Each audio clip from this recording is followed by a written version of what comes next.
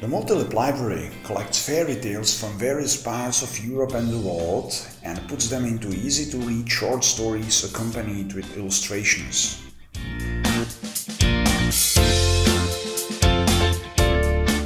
Moreover, a book of activities for children of 4 to 10 years of age is attached. Its goal is to enable children to remind the story, main characters, and elaborate on the findings they have experienced while reading or listening to it.